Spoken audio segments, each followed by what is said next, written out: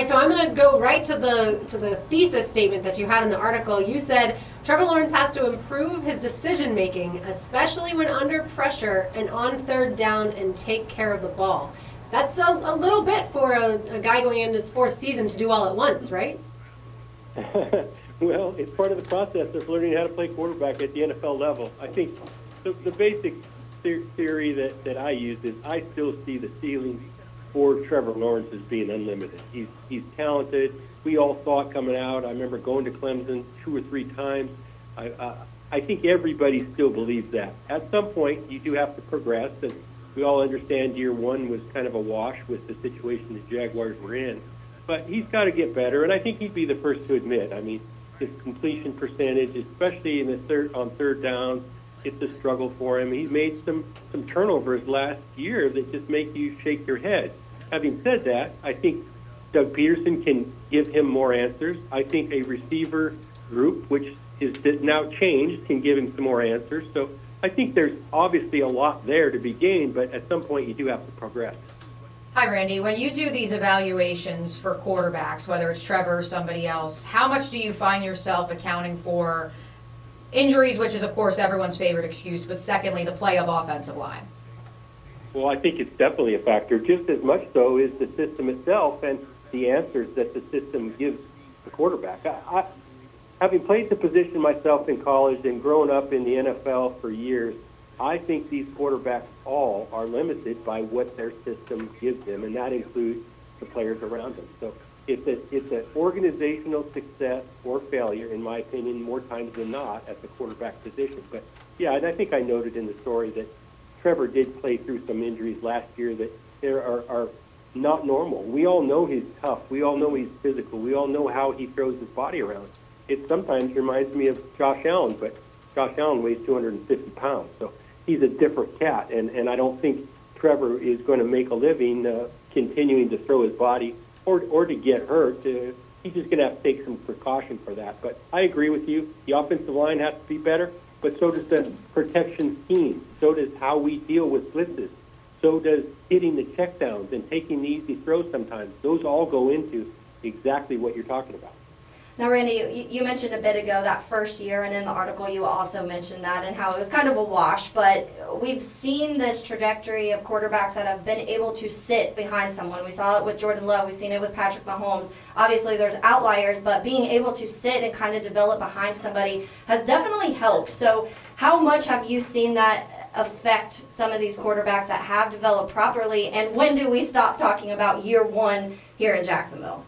Well, I think you've got to put year one out of the mix at this point. I do think it's a point of reference. That's about it at this stage. I think learning to play the position is a progress report that you can check in 2 or 3 times during a season to get.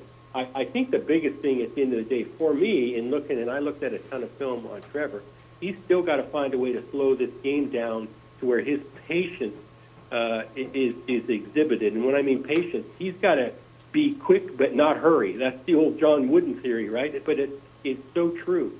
He's got to find a way to slow things down around him to where he can let plays develop and not be in a panic to take off as soon as sometimes he does. So it's a long process for some, but it's a shorter one for others. I mean, look at C.J. Stroud last year. He picked up on the pace of things right away. It's just such a different game at the pro level, and I don't think fans realize that it is totally different when they get to the NFL level, both in talent that they're facing, speed of the game, the competitive spirit. I mean, and you're playing against adult men, and that's a total different story. Randy, we had someone tell us already that we're emotional when we talk about quarterbacks. And I think that makes a lot of sense. And so one of the emotions going on here in Jacksonville is people want Doug Peterson to take over the play calling back from Press Taylor. You believe that should happen as well? I do believe that. I don't think, and I know Doug, and I'm not being critical of what they do, but I think the number one determining fate for everybody there is how Trevor progresses. And if I were Doug, I would want my hands on that all day, every day, and especially on Sundays. And I don't think anybody can control how a quarterback develops more than the play caller itself. So I think that this is what has made Doug Peterson a Super Bowl winning coach, and for him to take that responsibility, I think it's a no-brainer. But hey, I don't understand all the dynamics that happen inside the Jaguar building, so maybe there's some things I aren't considering. But I would sure do it if I was him, and I would have my hands all over the whole blueprint at all times. Seizing the proverbial video game controller back is what I've called it. We don't Randy. always understand either, right? Yes. Just take the game controller back, Doug. It's something that's been discussed ad nauseum in this town over the last few weeks. Randy Mueller, former NFL Executive of the Year, now with The Athletic, joining us on the All Pro Roofing Hotline. As far as Trevor and the progressions and being able to decipher against defenses, one stat that I brought up this week that Mina Kimes actually dug up was that Trevor's QBR against zone was number 2 throughout the duration of the season, not just in those first 13 weeks in which he was mostly healthy. But I believe he was 28th against man defenses. Is that something that came up in your study of him, that perhaps whether it's receivers not winning downfield or just by nature of the design of the offense, that he really struggled against those defenses? Or is that speaking to Trevor's actual ability to read a defense? Well, I think it's probably a little bit of all the above. He's going to have to face every kind of coverage. That just comes with the territory. I think sometimes when these quarterbacks, even at the NFL level, when they face a steady diet of man coverage, they have to be more precise. The ball placement has to be better. You're not throwing to open spaces where people can adjust. So you've got to really be decisive in your reads. And sometimes that means taking the check down, getting the ball out on time more consistently. So it's probably all the above. They're probably all good points that me made. And I think his passer rating is one thing. I think the offense itself, again, gives him more answers. And one thing I did notice in the film that I looked at is his unwillingness to see that check down and take it right away. And maybe that's just the competitive spirit in him. But I think the longer he's around, he'll realize that, taking those check downs are going to help his longevity and help the offense live to fight another day. Yeah, Randy, one of the other things you mentioned in here is obviously the turnovers on high leverage moments. And we talked about third downs in your article. The red zone also has been a major issue in times. But one of the things that a lot of people have pointed to that may have affected that is the lack of run game. Especially last season, the Jacks had one of the worst run offenses in the league, some of that due to the offensive line. But how much does that affect those moments and making them predictable? Well, I think it definitely helps, or hinders, I should say. I know this about the run game. How you run the ball is an issue as well. If you're going to run an RPO-based or strictly play-action type offense, that limits what you can do by throwing the ball downfield. It kind of predetermines targets, and everybody wants to do that to help their quarterbacks along. But when you do that to help the quarterback, you're also helping the defense. It's less things they have to worry about. They can identify early on in a down where the ball is going to go as well. So processing from the pocket against a full field is really what determines the great from good at the NFL level, and I don't think that's changed over years.